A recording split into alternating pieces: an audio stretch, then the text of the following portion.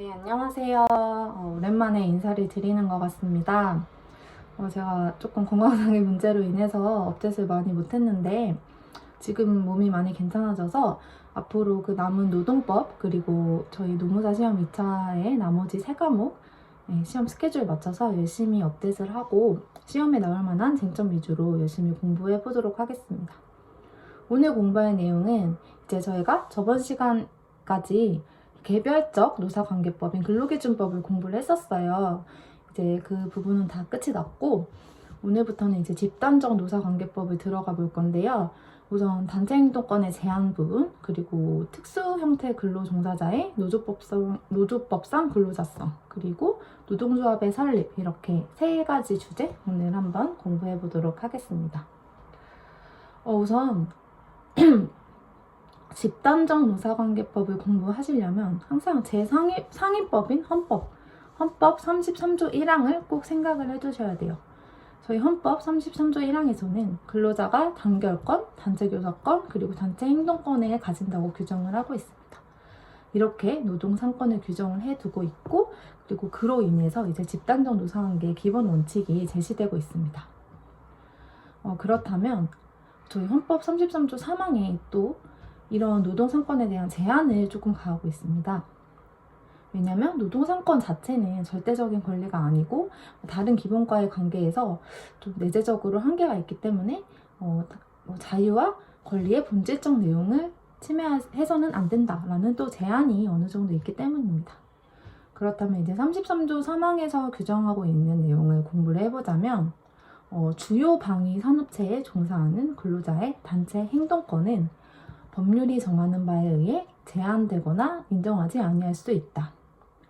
이렇게 헌법 33조 3항을 구체화시켜 둔 것이 노동조합법 41조 2항입니다. 41조 2항에서는 아까 헌법 33조에서 규정한 주요 방위 산업체에 종사하는 근로자 중에 전력, 용수, 방산물자를 생산하는 업무의 근로자들은 쟁의행위를 할 수 없다고 이것을 보다 구체화를 시키고 있어요. 그렇다면 이제 주요 방위 산업체 종사 근로자의 범위를 저희가 따져봐야 할 텐데요. 우선은 기본권 최대 보장의 원칙, 그리고 쟁의권의 제한 범위의 한정, 이것부터 머리에 딱 새겨두셔야 돼요. 우선 저희 판례에서는 근로자의 근로 3권은 우선 헌법에서 보장하는 권리이고, 그리고 기본권은 최대한 보장을 해야 된다는 원칙도 있지만, 우리 지금 남북이 대치되고 있는 특수한 상황이기도 하고, 국가의 안전 보장을 위해서 특정 근로자의 단체 행동권은 어느 정도 법률적으로 제한을 두고 있는 실정이라고 보시면 되겠습니다. 그렇기 때문에 노동조합법 41조 2항에서는 그러한 종사자의 근로 쟁의권 자체를 전면적으로 금지를 하고 있잖아요. 그러니까 기본권을 아예 부정하고 있는 그런 규정인데, 그렇기 때문에 근로자의 범위를 구체적으로 굉장히 한정을 하고 있어요. 그리고 노조법 88조에서는 이러한 위법한 쟁의행위는 벌금을 지불하도록 규정이 되어 있습니다. 헌법 37조 2항 역시 최소 침해의 원칙, 비례의 원칙, 그리고 형벌 법률 엄격 해석의 원칙에 따라서 이렇게 기본권이 중대하게 제한되는 근로자의 범위는 엄격하고 제한적으로 해석하여야 한다고 규정을 두고 있습니다. 그렇기 때문에 이것도 판례인데 주요 방위 산업체로 지정된 회사에 일부 사내 하도급 방식을 두고 있고, 하수급 업체의 소속 근로자 역시 쟁의행위 금지하는 근로자에 해당할 수 있는가라는 이슈가 있었던 거예요. 그렇지만 아까 제가 말씀드린 헌법 37조 2항의 최소 침해 원칙, 비례의 원칙, 그리고 형벌 법규 엄격 해석의 원칙에 따라서 그런 근로자의 범위는 굉장히 엄격적으로 제한적으로 해석이 되어야 하기 때문에 하수급 업체의 근로자는 쟁의행위를 금지하는 근로자가 해당하지 않는다라고 판시한 바 있습니다. 그렇기 때문에 업체의 분은 쟁의행위가 가능한 근로자라는 것이죠. 사실 저는 이 부분 공부할 때 조금 헷갈렸던 부분이 있어서 여러분들도 공부하실 때 그 헌법 37조 2항 그 최소 침해 원칙, 비례 원칙, 형벌 법률 엄격 해석의 원칙, 이게 사실 좀 외우기가 힘들잖아요. 이 부분 잘 암기를 하셔가지고 답안지에 꼭 3가지 다 현출할 수 있도록 해주시고, 그리고 꼭 기억해 두셔야 할 거, 헌법 33조 1항과 3항 적절하게 배치를 하시고, 그리고 노동조합법 41조 2항에 대해서 잘 서술해 주시면 그렇게 어려운 쟁점은 아니라고 생각이 듭니다. 그러면 이제 그 다음 주제, 이 주제 저 작년에도 나올 것 같았는데 제출이 안 되더라고요. 이 부분은 특수형태 근로종사자의, 저번 시간에는 근로기준법상 근로자성을 공부를 했다면 이번 시간에는 노조법상 근로자성을 한번 따져볼 거예요. 그때 저희가 근로기준법상 근로자성에 관해서는 굉장히 한 13개 정도의 판단 요소가 있었어요. 그 요소들을 다 외웠었고, 그리고 그때 핵심이 되는 키워드는 바로 그 근로자와 사용자의 사용 종속 관계였습니다. 그렇지만 이번 노조법상 근로자성을 이제 따질 때에는 핵심 키워드는 바로 노동3권 보장의 필요성, 노동3권 보장의 필요성입니다. 그렇기 때문에 이거 꼭 잘 기억을 해두시고, 그리고 그 노동3권 보장의 필요성이 있으려면 그 기업과 근로자의 그 경제적, 조직적 종속 관계가 존재하느냐의 여부, 이 2가지가 키워드라고 생각을 해주시면 됩니다. 저희 노조법 2조 1호에서도 근로자의 개념을 이제 정의를 하고 있는데요. 직업의 종류와 관계없이 임금, 급료, 기타 이에 준하는 수입에 의해 생활하는 자라고 규정을 하고 있습니다. 그래서 이 자에 해당이 되면 이제 노동상권의 보장의 필요성이 있다고 보고 있어요. 그렇지만 저번 시간에도 말씀드렸듯이 이제 특수형태 근로 종사자의 경우, 학습지 교사분들, 그리고 배달 업무 하시는 분들, 이런 분들은 사실 독립사업자잖아요. 그렇기 때문에 어느 그 기속이 된다고 보기가 좀 힘든 경우가 있기 때문에 이런 분들이 이제 노동상권을 보장을 해야 될지, 그리고 노동조합법상 근로자가 인정될지에 대해서 또 논란의 여지가 있을 수 있습니다. 우선 판례에서는 제가 계속 말씀드렸듯이 근로기준법과 노동조합법의 입법 목적의 차이에 좀 주목을 하고 있어요. 우선 노동상권을 보장하는 이유는 근로조건의 유지 개선, 그리고 근로자의 경제적, 사회적 지위 향상이 목적입니다. 그렇기 때문에 노무 제공 관계의 실질을 따져서 노동상권 보장의 필요성이 있는지, 그것을 최우선적으로 이제 선별을 해야 되고, 그리고 반드시 근기법상 근로자에 한정될 것은 아니다라고 명확히 입법 목적을 밝히면서 차별화를 하고 있습니다. 그렇다면 이제 구체적인 판단 요소, 이번에는 6개밖에 안 돼요. 저번에는 한 13개였는데 6개밖에 안 되는데, 우선 실질주의 원칙을 적용하는 것은 똑같습니다. 실질적으로 사용 종속 관계가 있는지 따져야 되고요. 그리고 아직은 근로자로 판정을 지을 수 없는 게 이제 노무 제공자, 사업자, 제가 이렇게 표현을 하도록 할게요. 우선 저는 이렇게 6가지를 손해적, 지여대 이렇게 외우고 있는데, 우선 소는 그 노무 제공자가 소득을 이제 사업자에게 의존을 하고 있는지, 그리고 그 노무 제공자가 제공하는 근로의 내용, 그리고 접은 이렇게 노무 제공자가 필수적인 노무를 제공함으로써 그 사용자의 사업을 통해 시장에 접근을 하고 있는지, 조금 어려운 부분이라서 좀 몇 번 곱씹으면서 이해해 보시는 게 좋을 것 같아요. 그리고 지속적이고 전속적으로 그 관계가 지속되고 있는지, 그리고 그 사업자가 그 노무 제공자에게 어느 정도 지위 감독을 하고 있는지, 이 부분은 이제 근로기준법에서는 저희가 상당한 지위 감독이라고 했는데 많이 완화가 됐다고 생각하시면 됩니다. 그리고 그 노무 제공의 대가로 그 수입을 받고 있는지, 이러한 6가지 판단 요소를 종합적으로 고려하여 판단을 해야 된다고 제시를 하고 있습니다. 대법원 역시 그 학습지 교사들과 그 학습지 회사와의 관계에서 경제적, 조직적 종속 관계를 인정한 바가 있습니다. 그리고 또 한 가지 사례를 말씀드리자면, 그 방송 연기자분들, 그 엄청 잘 나가는 연예인분들 말고 연기자분들, 노조법상 근로자성을 인정한 바가 있어요. 노동 3권의 보장이 필요성이 있다고 봤습니다. 그렇지만 이제 그 방송 연기자분들의 같은 경우에는 그 다른 그 방송국들이랑도 계약을 하기 때문에 전속성과 소득 의존성이 조금 떨어지는 경향이 있는데요. 그렇게 하더라도 이제 방송국과 대등하게 노무 제공의 조건을 협의할 수 있는 필요성이 있다고 인정이 돼서 그런 방송 연기자분들의 노조법상 근로자성이 인정된 바가 있습니다. 이 부분 좀 잘 기억해 주시면 좋겠어요.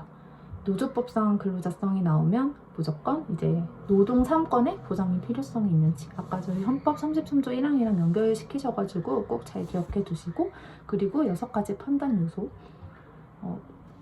일단 실질적으로 사용 종속 관계를 판단하여야 된다는 것은 제일 상위 개념이고, 그 6가지 판단 요소, 소득에 의존하는지, 그 노무 제공자의 노무 내용, 그리고 그 필수적 노무 제공으로 인해서 그 시장에 접근을 하고 있는지, 그리고 그 계약이 지속적, 전속적인지, 그리고 어느 정도 지휘 감독이 있는지, 그리고 대가, 그 노동의 대가로 임금을 받고 있는지, 이 6가지 판단 요소 꼭 잘 기억해 두셔서 현출 잘 해주시면 좋겠습니다. 그러면 다음 부분은 이제 노동조합의 설립 파트 한번 공부를 해볼게요. 저희 노동조합 같은 경우에 사실 뭐 근로기준법과 이제 집단노동관계법, 노조법 관련해서 노조법을 조금 더 어려워하시는 분들이 보통 많다고 하시더라고요. 왜냐하면 그 노동조합을 겪어보지 않는 분들이 많으시기 때문에 좀 이제 용어에서 오는 괴리감도 있고, 용어에서 오는 괴리감도 있고 조금 절차 같은 게 까다롭기 때문에 어려워하시는 분들이 있는데, 사실 뭐 판례들 조금 공부를 해보시다 보면 아시겠지만 근로기준법에 비해서 판례들의 판단 요소도 상당히 좀 간단한 편이고 조금 구조화되어 있는 부분이 많아서 오히려 저는 노동법 2를 열심히 하신다면 더 점수를 확 끌어올릴 수 있는 계기가 될 것 같습니다. 그러니까 어렵다고 포기하지 마시고 계속 열심히 공부를 해주시면 좋을 것 같아요. 그러면 이제 노동조합의 설립 부분 공부를 해볼게요. 우선 그 노동조합법 2조 사항에서는 노동조합의 실질적, 적극적 요건을 마련을 하고 있고, 그리고 일정한 사유가 있으면 노동조합이 아니라는 소극적 요건도 마련을 하고 있어요. 이거 이제 하나하나씩 공부를 해볼 거예요. 그리고 이런 실질적 요건 말고도 그 외로 형식적 요건을 두고 있습니다. 그렇기 때문에 노동조합이 설립이 되려면 이렇게 실질적인 요건, 적극적 요건도 충족을 해야 되고, 그리고 소극적 요건까지 충족을 해야 되고, 그리고 형식적 요건까지 충족이 돼야지 비로소 이제 노조법에 의해서 설립된 정식 노동조합 취급을 받는다고 보시면 됩니다. 좀 까다로운 부분이라고 보시면 되겠습니다. 그러면 이제 노동조합의 실질적 요건부터 살펴볼게요. 실질적 요건 중에 이제 적극적 요건, 이 요건이 충족되어야 하는 적극적 요건은 4가지: 주체성, 자주성, 목적성, 단체성, 주자, 목단 이렇게 외우시면 되는데 이 4가지가 있습니다. 우선은 주체성이라 함은 이제 근로자들이 주체가 되어서 노동조합을 체결을 해야 노동조합을 설립을 해야 된다는 것입니다. 뭐 사용자라든지 이런 사람들이 이제 참가해서는 안 된다는 것이겠죠. 그리고 자주성 부분은 이제 그런 사용자의 지배 개입 없이 근로자들이 이제 자주적으로 의사결정을 해야 된다는 의미이고요. 그리고 목적성 역시 노동조합이 설립되기 위한 목적으로는 이제 근로 조건의 유지 개선, 그리고 근로자의 경제적, 사회적 지위 향상이기 때문에 이런 목적에 부합하여야지 노동조합이라고 비로소 인정이 될 수 있고, 그리고 단체성 역시 당연히 2인 이상이어야지 이제 조합이 되는 거고, 그리고 이제 조직적으로 실체도 있어야 됩니다. 뭐 규약도 있어야 되고요.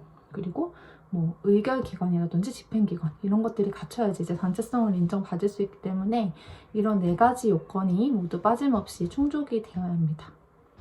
그리고 또 그 노동조합법 2조 4호의 항목에서는 소극적 요건 역시 규정을 하고 있는데요. 우선 적극적 요건은 좀 쉬운 부분이기 때문에 소극적 요건이 조금 더 공부할 게 많을 것 같아요. 소극적 요건은 이런 요건들이 있으면 노동조합으로 설립을 해줄 수 없다는 거예요. 적극적 요건이랑 좀 대비되는 개념이겠죠? 그러면 이제 소극적 요건 중에 가항부터 보시면 사용자나 이익대표자의 참가가 허용되지 않을 것. 우선은 이렇게 사용자나 그 사용자의 이익을 대변하는 이익대표자가 참가를 하게 된다면 그 노동조합의 주체성과 자주성을 확보할 수 없게 되잖아요. 그렇기 때문에 노동조합이 어용화될 가능성이 있다고 보기 때문입니다. 우선 사용자는 노동조합법 2조 2호에 있는 그 의의를 그대로 갖다 쓰시면 되는데 이제 이익대표자의 개념은 저희가 암기가 필요합니다. 이익대표자는 보통 팀장님이라고 보시면 될 텐데 인사, 노무, 급여 등 근로관계를 결정하는 그런 결정에 있어서 직접 참여하는 분, 그리고 이런 인사, 노무, 급여 관련된 기밀사항의 업무를 취급하는 분들, 이런 분들을 이익대표자라고 보고 있는데 즉 그 직무상의 의무와 책임이 그 노동조합원으로서의 의무와 책임과 직접적으로 이제 저촉이 될 경우, 이럴 경우에는 이익대표자라고 보고 있습니다. 그렇지만 우리 그 노동법은 실질주의 원칙이기 때문에 그것을 이제 실질적으로 따져봐야 된다는 거예요. 단지 그 사람의 직급, 직책만을 보고 판단을 하면 안 되고 그 사람이 어떤 그런 업무를 하고 있다고 하더라도 보조적이고 조언적인 내용만을 취급할 수 있기 때문에 그렇게 실질적으로 충돌 여지가 없는 그 직원은 이제 이익대표자라고 볼 수 없다. 그래서 노동조합의 참가가 허용이 가능하다라고 보시면 되겠습니다. 작성해 주셔야 될 키워드는 이제 직무상의 의무 책임과 조합원의 의무 책임이 직접적으로 저촉되지 않아야 한다. 이 부분이라고 꼭 기억을 해주세요. 그리고 두 번째 부분, 나목에서는 경비의 주된 부분을 원조받지 않을 것입니다. 경제적 독립, 사실 굉장히 중요한 거죠. 경제적 독립이 되어야 자주성이 확보된다고 보기 때문에. 그렇지만 기금이나 기부를 받는 것, 최소한의 기금 기부를 받는 것, 그리고 법적으로 허용되는 근로시간 면제 제도는 괜찮고, 그리고 사무실에 제공받는 것까지는 이제 원전받는 거라고 보기는 좀 힘들잖아요. 그렇기 때문에 이런 부분은 제외하고 있습니다. 그리고 복리사업만을 목적으로 하지 않을 것이라고 이제 다목에서 명시를 하고 있는데 복리사업이 무조건 안 된다는 건 아니고요. 부수적으로는 당연히 괜찮지만 이제 주된 목적은 당연히 이 노동조합 활동이어야 한다는 것이죠. 그리고 라목에서는 근로자가 아닌 자의 가입이 허용되지 않을 것입니다.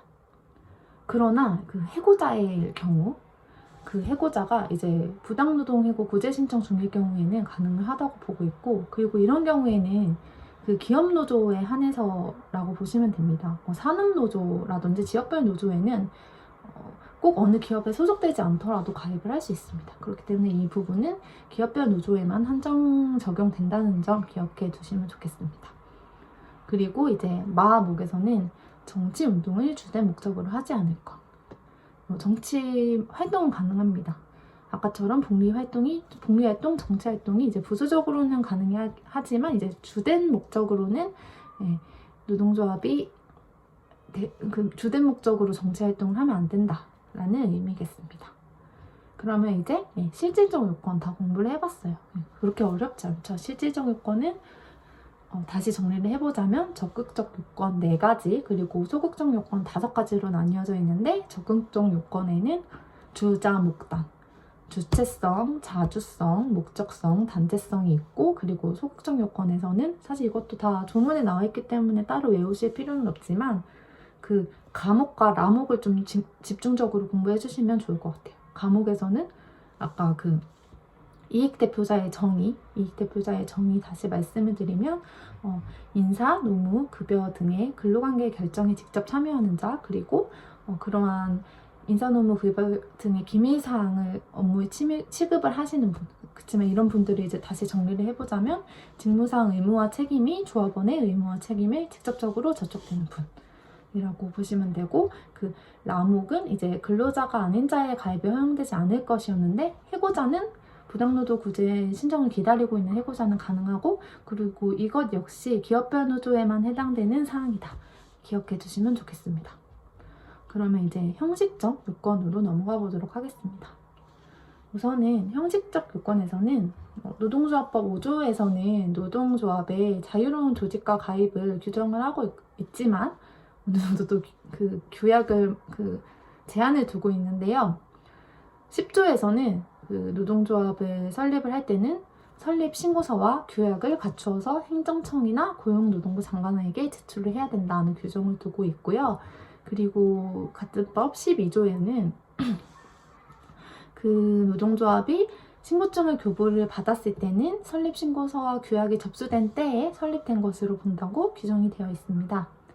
그렇다면 이제 설립신고의 절차를 보시자면, 설립신고는 이제 설립신고서의 작성이 필요하겠죠?